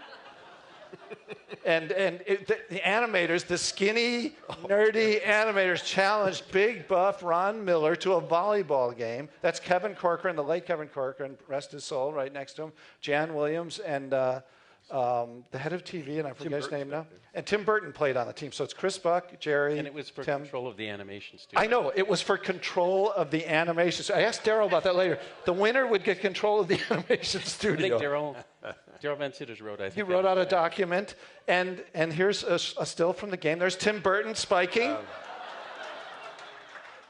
And I saw Jay Jackson in the audience. That's Jay in the front in the blue, or I think Jay's looking good there, yeah. Nice legs, Jay.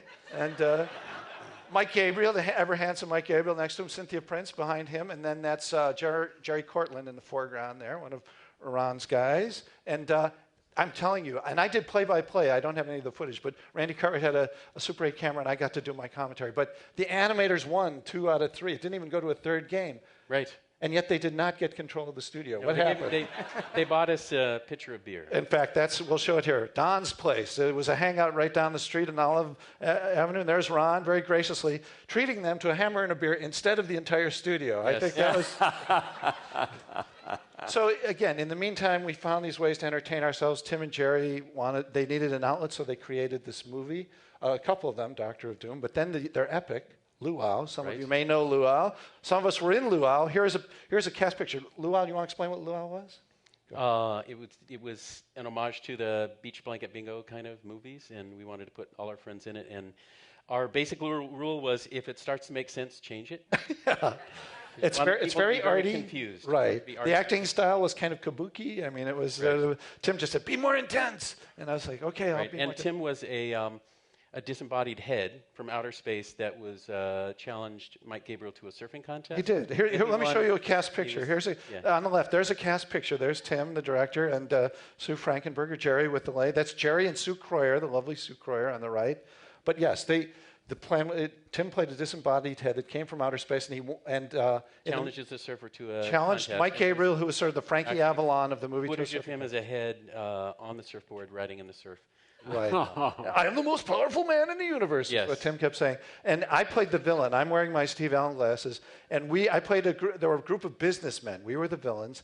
And we wanted to erect an office building on the beach. And so that was going to, hey, man, we want to surf. And so I did a caricature of the shooting of it. This was Joe Rant back there, and Mike, and Sue, and Terry Hamada, and Tim Jerry, and Randy Cartwright, who was your cinematographer. And those were fun days. And in fact, again, one of the weird things we did, when I got married to my lovely wife, we wanted to announce it in a fancy way. So we enlisted Henry Selick. We used his backyard. He had a nice yard. And we had a Renaissance announcement that we were getting engaged. I wrote a thing in iambic pentameter, and we had a whole Renaissance party. We didn't tell people. And when I'm doing my memorized speech, a helicopter went over, and no one could hear it anyway. But this is a still from the party. So that's me on the left, and that's Daryl Van Sitters, and that's Sue, and there's Bill down there, Robin Hood, Bill Kroyer over there, and we were bobbing for apples. And for anybody from CalArts, that is Dan Hansen in the middle in the brown pullover there. Dan with hair, please note that, Dan Hansen with hair, and Randy and Dave Block's wife there. And Brad and Jerry attended the fete, as it were, as wandering minstrels. That's right.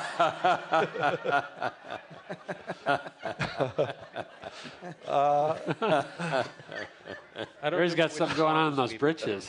I know, yes.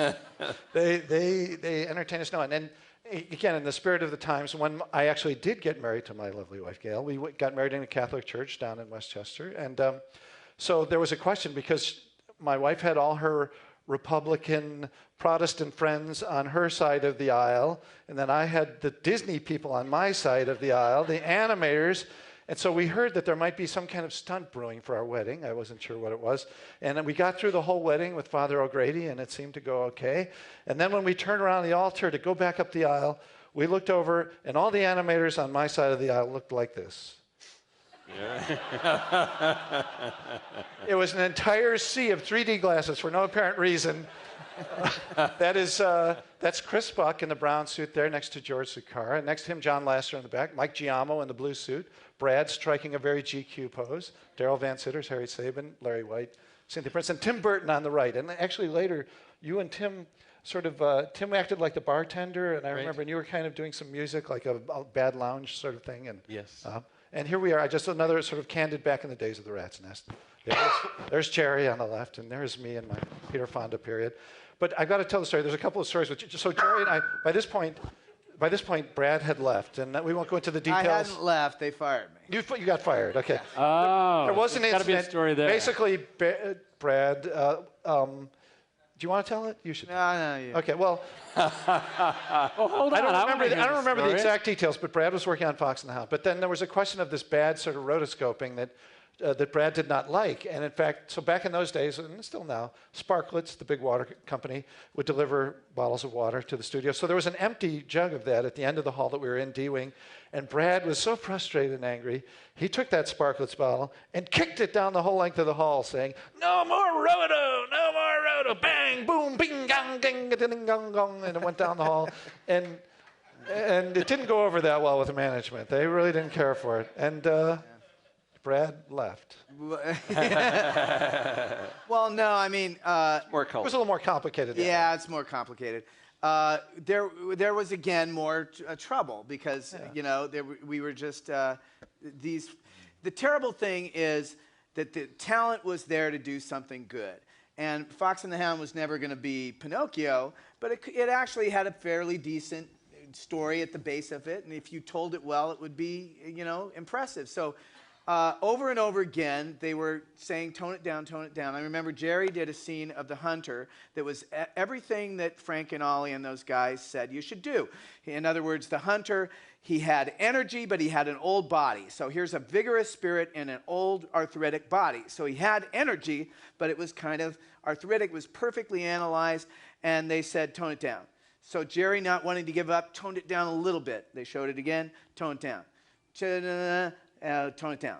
He did a little more, and Jerry basically didn't want to. He wanted it to be as good as they would allow it to be, And finally, he got it to the point where there was no attitude to it whatsoever. It could have been male, it could have been female. I mean, the drawing was an old guy, but the walk could have been old, young. It was the most generic walk ever, and they went, Right. It was the opposite of what you described Eric doing, where you increase it. right.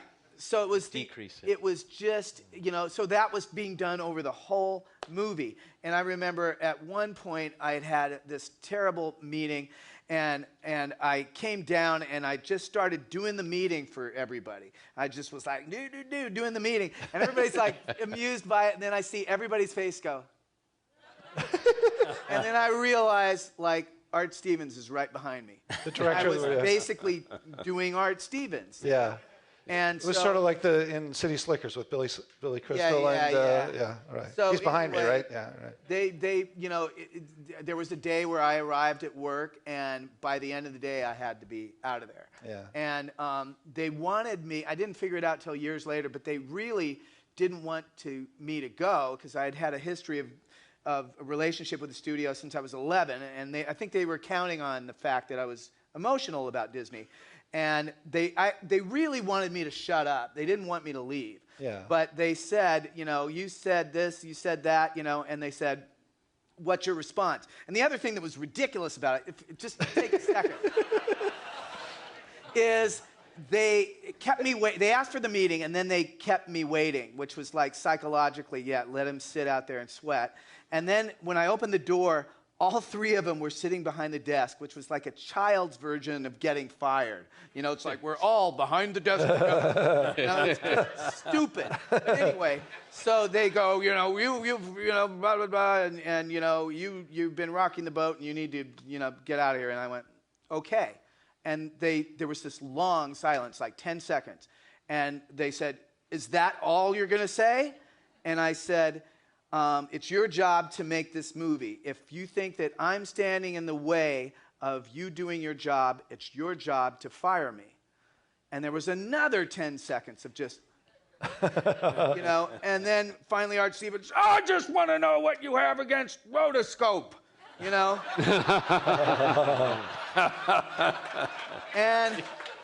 And I said, there's nothing wrong with it as a tool. I think you should study live action, but I think you should then put it away and use your analysis to animate the scene, because I think you're crippling a generation of animators who are being dependent on bad live action. And they kind of went, that's not the answer we wanted either. And so finally, there was stuff that went on. They said, give me an example of, the kind of stuff, because I said there's problems with the way you're making the films here. And I said, they said, okay, give an example. I said, okay, 2 weeks ago, I went up, I showed a scene of the Dinky and Boomer, Dinky, and legendary character. But the birds, they were running on to the end of the branch, and they stop and they look around and whatever. And I showed it to him, and he goes, why don't you add a foot to the head of the scene? So I said, okay. So I went back. Disney did not tape onto layouts. They did a brand new layout instead of just taping onto it. I had a layout guy do a brand new layout because I had to make the branch longer that he was running. I had to animate backwards out of the beginning of the scene, which is hard. And so I animated backwards to add a foot. I gave it to my assistant, Chris Buck, at the time. He, in between it, we figured out a new camera move. It went through the whole system, got back on film. A week later, I show up there. I show it to him, and he looks at it once and says, why don't you take a foot off the head of the scene? And I said to him, you realize if I do it, that it'll be exactly the way it was a week ago when you told me to add a foot to the head of the scene. Are you telling me how to do my job? We can't do your And so I tell this story in the room, and I see Ed Hansen and Don Duckwall both start to go, like, this is going on. Management people. Yeah, management. And they're starting to going, this is going on in the film. And Art Stevens just turns red, goes, that's a lie. And it was like this whole scene. And so finally at the end of it, they're just seething at me or whatever. And I had this moment of like, well, I'm actually gone. I've been coming, been connected with the studio since the age of 11, and this is the end of it. So I thought I gotta say something. There's, this is an event, and I went, well, it's been, and I couldn't think of the next word. It hadn't been fun. It hadn't been, and I just kind of paused, and Art Stevens went, a disappointment. And I said, yeah, a disappointment. And I was out of there that day, and that night when I was getting my stuff, Ed Hansen actually came up to me and mimed like tearing off my epaulets. Like that was, that's the place, because there were no other places on earth to do full animation. So they kind of knew now you're in the wilderness, kid, Yeah. And then I went to work with your company. Yes. Yeah, Kroyer. Animal Olympics. Yeah. Anyway, that's the story. Too long. Yeah. It's a classic story. Yeah. Classic story.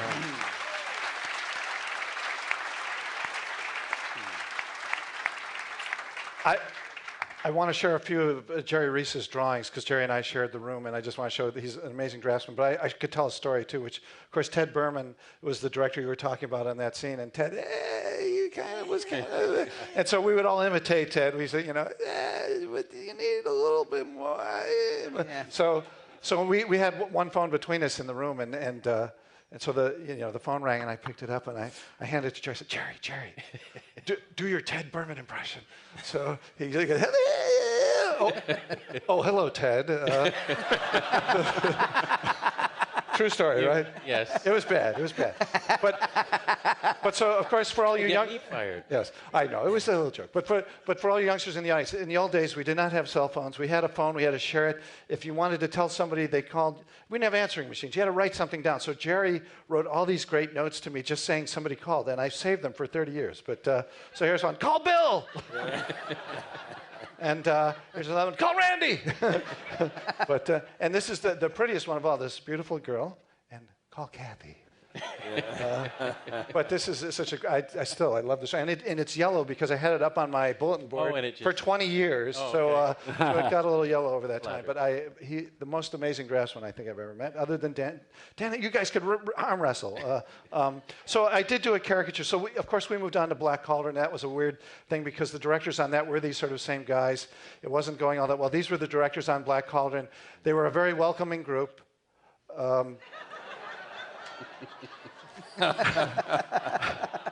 That's Ted Berman on the left, that's Art Stevens in the middle, and that's Rick Rich on the right.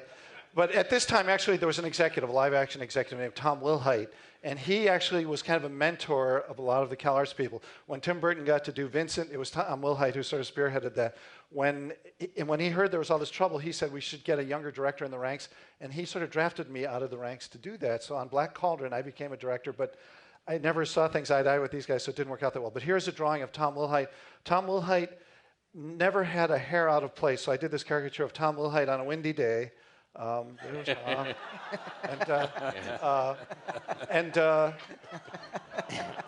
And I'm not kidding. That's the way he looked. If you guys remember Tom, okay. And then he not only did, because Joe Hale, a veteran layout guy, had worked with Henry Selick on Watch Her in the Woods, a live-action film, and got along with Henry and liked Henry. And Henry, you liked working with Joe, kind of, right? Sort of. It wasn't inspiring. Okay.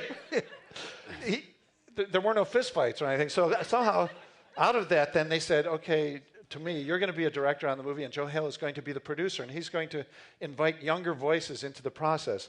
But in the meantime, those other directors didn't really want to invite younger voices in the process, so Joe Hale was torn.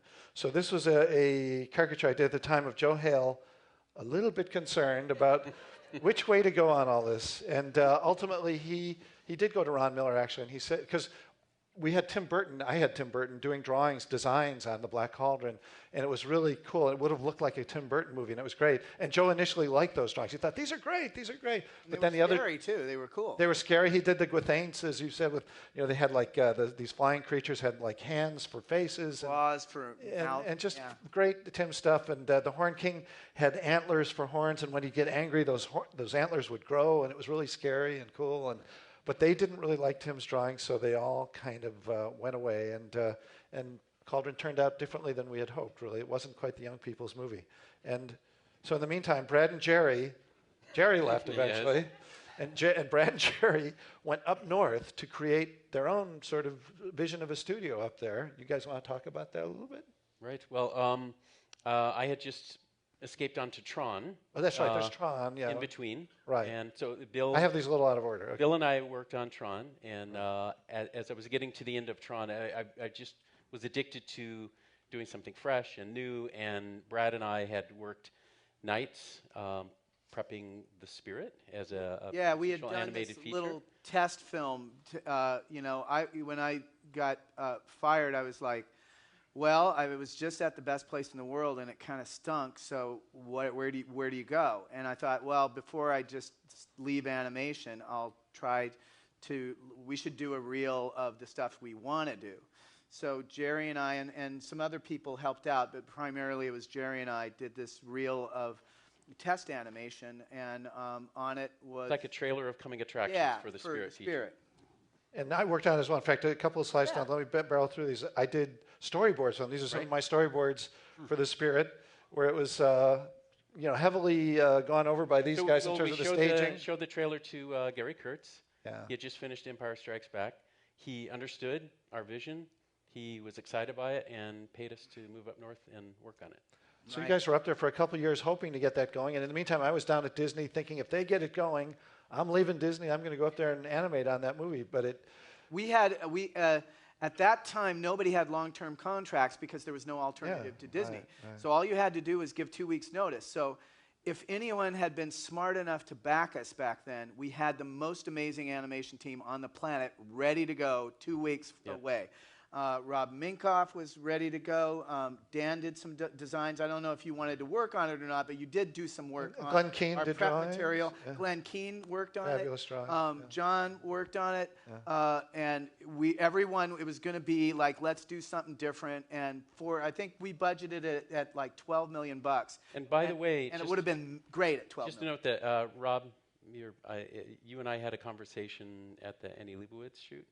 And it was the first time I realized from Rob's perspective and that group that they felt like the doors had closed at Disney, and they were sort of looking at our potential Spirit feature as sort of a beacon of opening a new generation of activity outside of Disney as a vibrant competition and doing something more innovative in the Disney spirit. So it was sort of like... and Milt lived up there. It was kind of leaving Disney to find the Disney spirit. I mean, we really were trying to keep the spirit alive of what we learned from the Nine Old Men. Engaging stories, compelling characters, and all the people that were ready to join in had the same attitude. It's like we were pro early Disney. I know. And wanted to try to revive and of course, that feeling. We thought that Brad and Jerry walked on air, and they gave us this picture to prove that they did.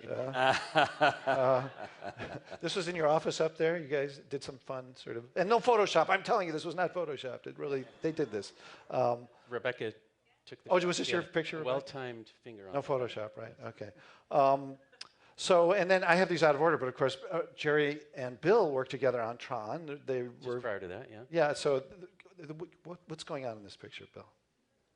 That was the amazing Chromatics 9000 computer, our one big computer on Tron that we had. We started the movie handwriting exposure sheets, and it was the first time anybody did keyframe animation in computers. And this device was the way we sort of in a very primitive way, preview scene. You could see the wireframe vector, the kind of vectory images we saw. And there's a telephone on the top between our foreheads, and that was where the signal came from New York. It was just like a Morse code almost. Like From beep, Magi, beep, beep, beep, yeah.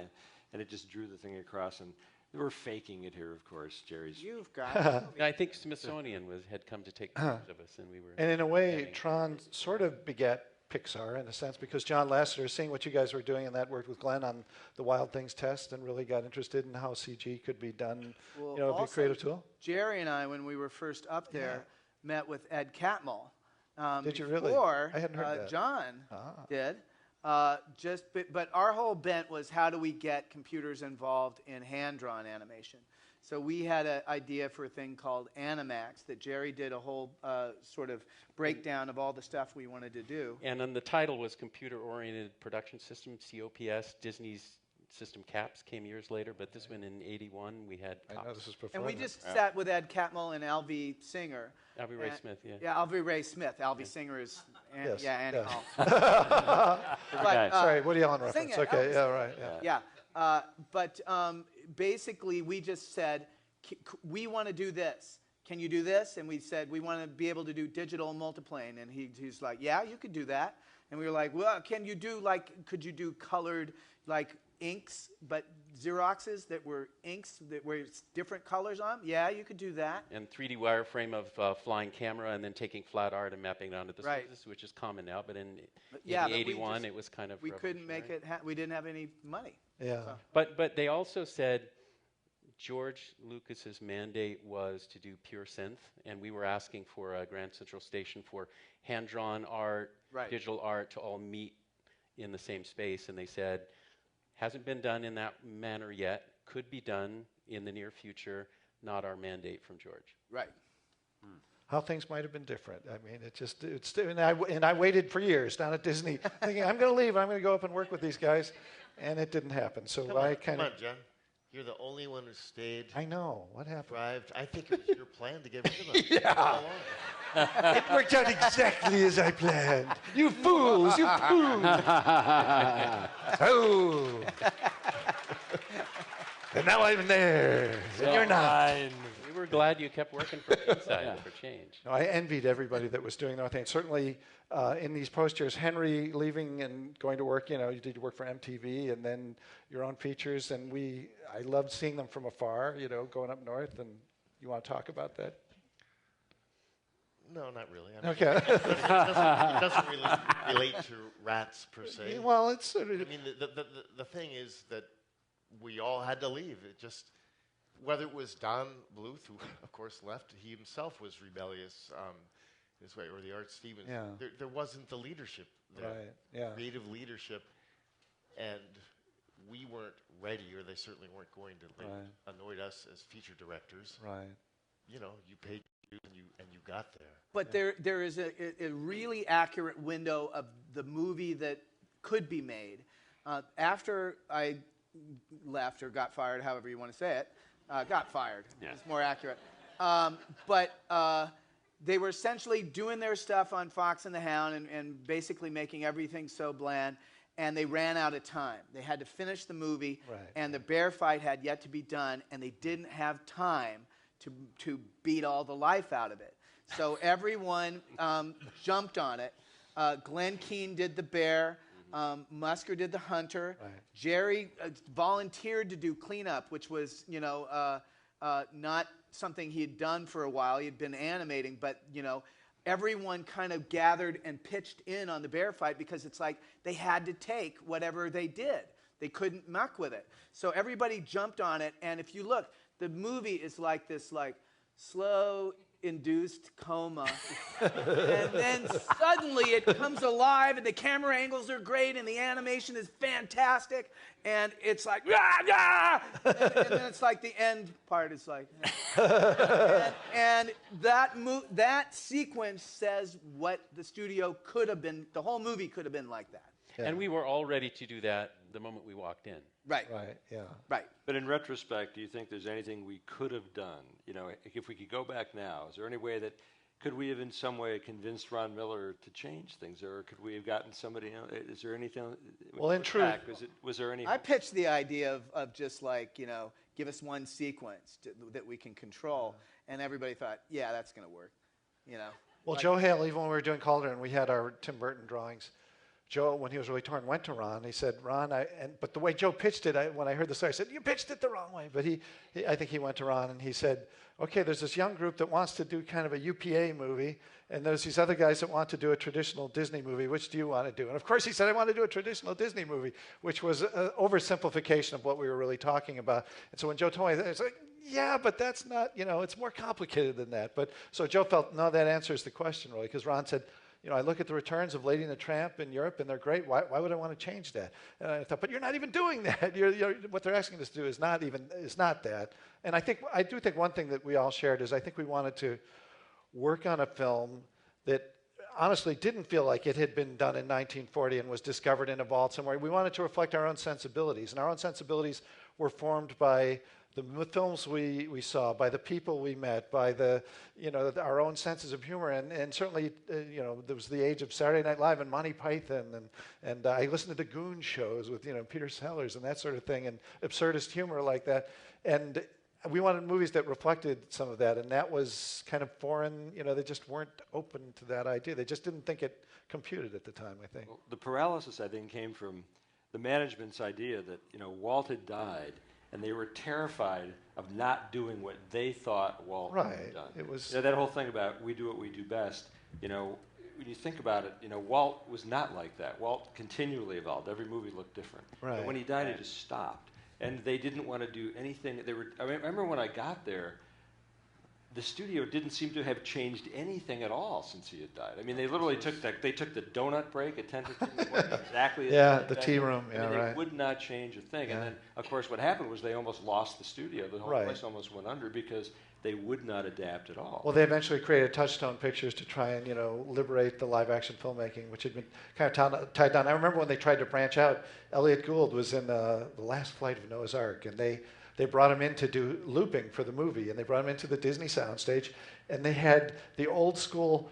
Even when we first started, they were still putting the tracks were on discs. Even it was still like it was 1940, but they had a system where it was no automated dialogue replacement, ADR, they call it. Elliot Gould said every other studio in town has this. He worked at and he said, I am not recording one line of looping until you change this effing studio. So they rebuilt that stage so that they had up-to-date equipment, because it had kind of just inbred itself into its own world kind of in the 70s. And and it had worked well at one time, but it didn't kind of keep pace with the rest of the world. And it wasn't anybody's fault. It just was sort of a conservative approach, I think. Yeah, and so and there was one weird episode too, because Jerry and I tried for years to get Spirit made. We were told by everyone no animated feature would ever make more than $50 million, and only a Disney film would come close to that.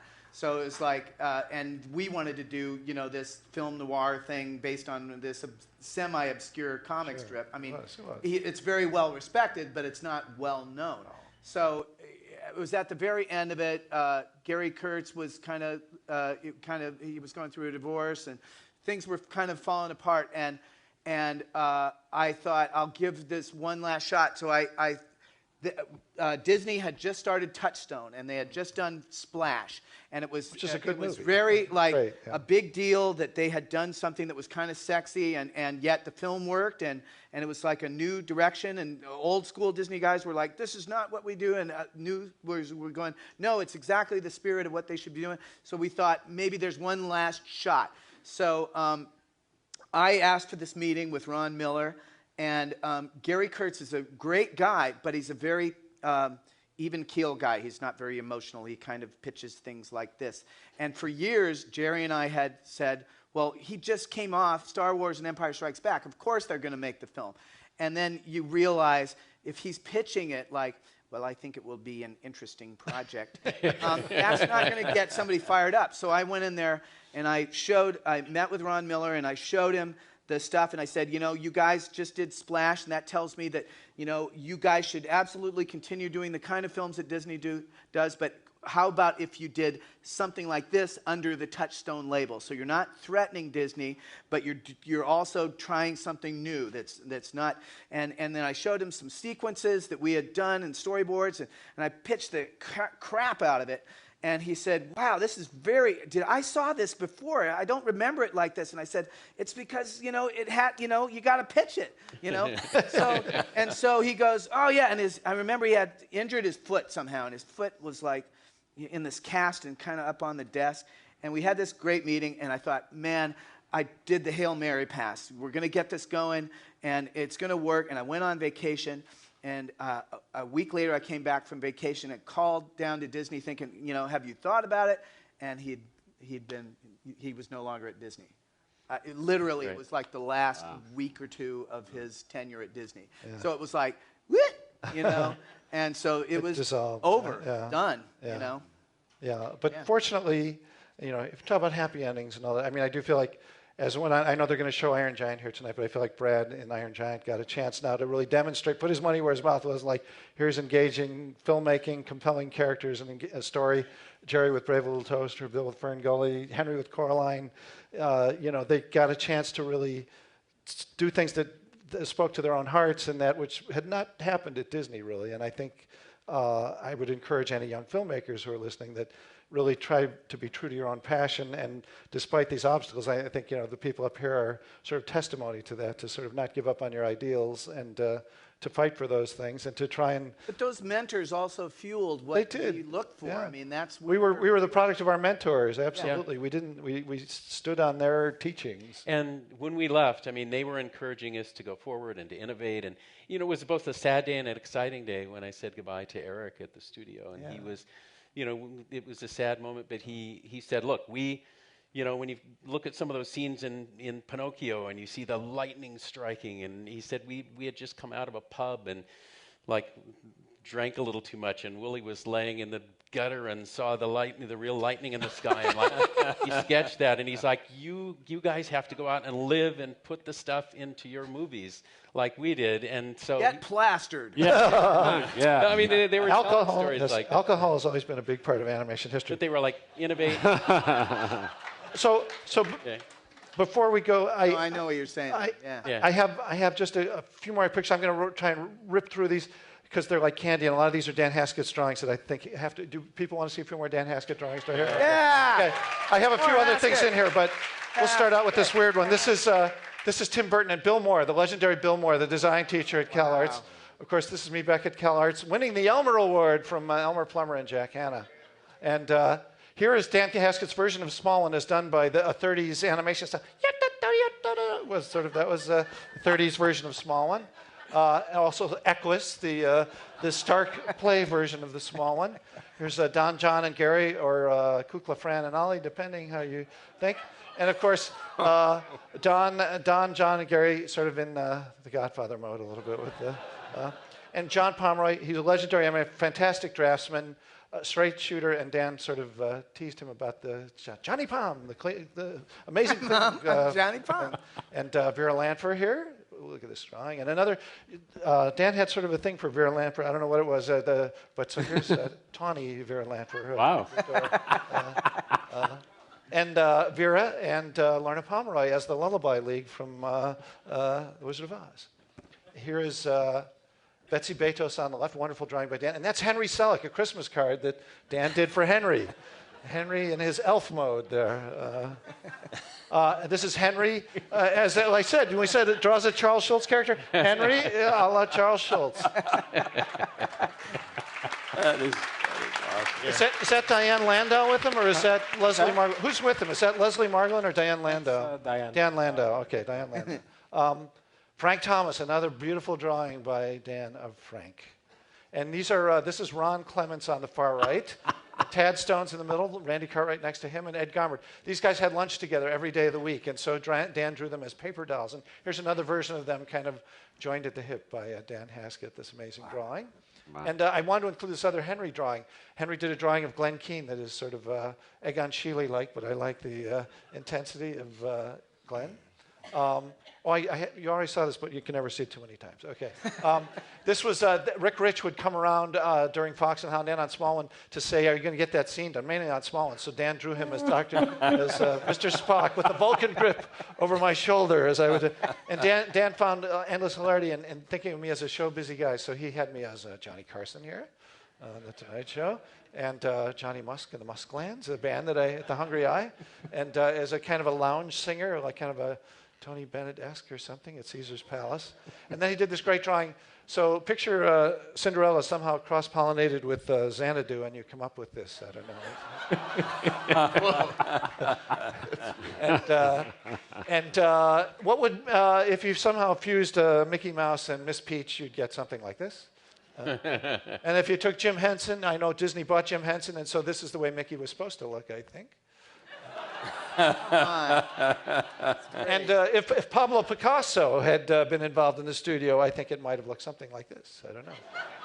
by Dan Haskett. And this other drawings I found, I don't know the story behind this, but I feel like he was trying to explain to somebody the basic difference between Warner Brothers characters and Disney characters.